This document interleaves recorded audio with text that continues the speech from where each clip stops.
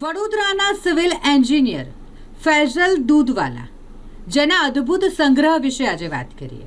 ફૈઝલ દૂધવાલાએ 80થી વધુ દેશોની ₹1ની નોટોનો અદ્ભુત સંગ્રહ કર્યો છે. હાલ જ્યારે ડિજિટલ પેમેન્ટ અને ફુગાવાને કારણે આ બધી જે ચલણી નોટો છે તે લુપ્ત થઈ રહી હોય તેવામાં આ ચલણી નોટોને સાચવવાનું બીડું ફૈઝલ દૂધવાલાએ ઝડપ્યું છે.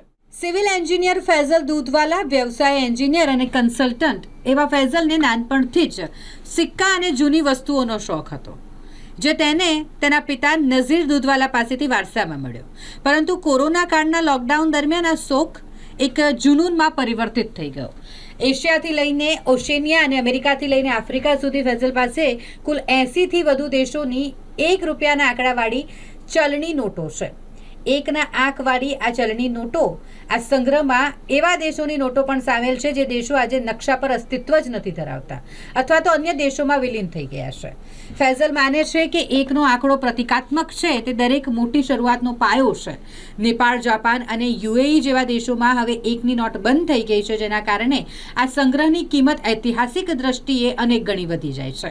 માત્ર ચલણી નોટો જ નહીં, ફૈઝલ કોન્સર્ટ ફોટોગ્રાફીમાં પણ નિપુણ છે. હવે તેનું લક્ષ્ય આ સંગ્રહને પ્રદર્શિત કરવાનું છે, જેથી આવનારી પેઢી સમજી શકે કે નાનામાં નાની વસ્તુ પણ ઇતિહાસનો કેટલો મોટો હિસ્સો હોઈ શકે છે. મારું નામ ફૈઝલ દૂધવાલા છે અને હું વડોદરાનો નિવાસી છું. હું સિવિલ એન્જિનિયર છું અને અત્યારે કન્સલ્ટન્સીમાં જોબ કરું છું.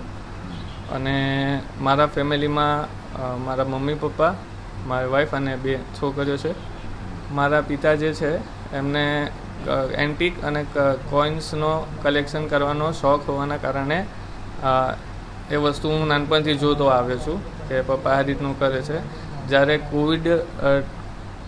કોવિડ ટાઈમમાં જ્યારે બધા કન્ટેનમેન્ટ ઝોનમાં ક્વોરન્ટાઇન હતા તો લોકો જોડે કશું કરવા હતું ને, તો જ્યારે પપ્પાનો સંગ્રહ જ્યારે એ વસ્તુ ઘરે બેઠા જોઈ તો ત્યારે મને એક પ્રેરણા મળી કે આ વસ્તુ મારે આગળ લઈ જવી છે, કે મારે કંઈક કરવું છે.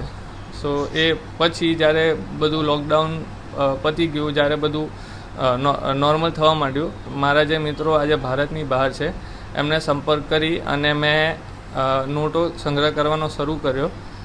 જે કરતાં મને એવું માલુમ પડ્યું કે ₹1ની જે નોટ છે જેને પ્રોક્યોર કરવી વધારે મુશ્કેલ છે.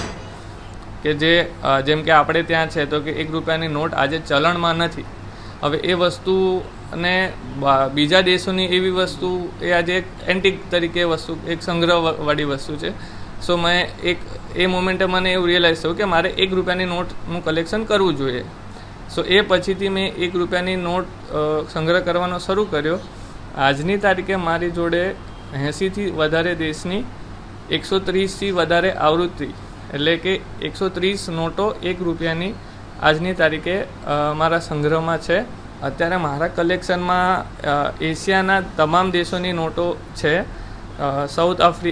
જેમ કે સાઉથ આફ્રિકા છે, મતલબ આફ્રિકા કોન્ટિનેન્ટ, એમાં હજુ મને એવું લાગે છે કે મારે ઘણી નોટો જેમાં બાકી છે, તો મારે એ વસ્તુને હજુ વધારે સંગ્રહ કરવાનો છે.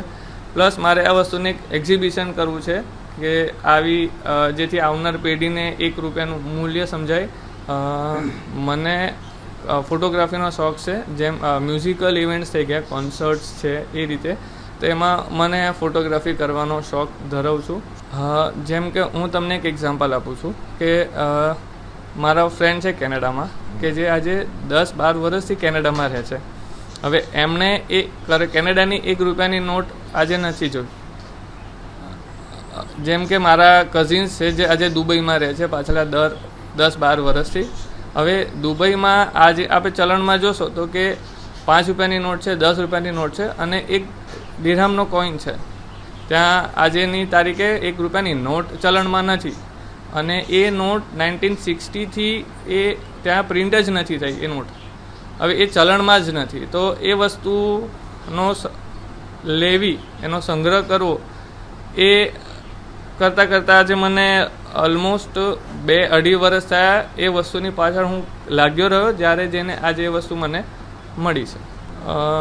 જેમ કે દરેક દેશ કોઈ જે મોટી ઇવેન્ટ્સ થતી હોય તો એની માટે એક સ્પેશિયલ આવૃત્તિ બહાર પાડતું હોય છે.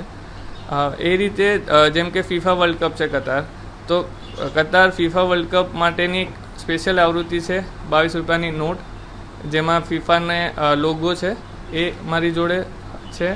જેમ કે જેમ આપણે દિલ્હીમાં G20 સમિટ થઈ એ રીતે સાઉદીમાં G20 સમિટ થઈ, તો એની G20 વાળી નોટ એવી બીજી અન્ય ઘણી બધી કોમેમોરેટિવ નોટ્સ મારી જોડે અવેલેબલ છે. જે મેં આપને કીધું કે અમુક વસ્તુઓ તમને ઇઝીલી મળી જાય, જેમ કે $1 છે તો આજે તમને દુનિયામાં ક્યાંય બી જાવ મળી જશે. પણ મેં તમને જેમ આગળ કીધું કે દુબઈ છે, શ્રીલંકાની નોટ છે, આવી ઘણી નોટો છે કે જે આજે ઓલમોસ્ટ કહેવાય ને કે આપણે ત્યાંના લોકોએ બી નથી જોઈ, કાં તો જે મોટી ઉંમરના લોકો છે એમણે જોઈ હશે, નવી જનરેશને નથી જોઈ હોય આજની તારીખે. બિકોઝ આ ઇન્ફ્લેશન છે કે જે પૈસાની જે આજે મોટું ચલણ અને જે ઓનલાઈન થઈ ગયું છે આજની તારીખે, તો એ વસ્તુના કારણે આ વસ્તુને પ્રોક્યોર કરવું, જ્યારે મને ખબર છે વસ્તુની ખુશી, જ્યારે કોઈ વસ્તુ માટે તમે 2.5 વર્ષ 3 વર્ષ કાઢો અને એ વસ્તુ તમે મેળવો, તો એની ખુશી એ અલગ વાત છે. મારી માટે એ ખુશીની પળ હતી.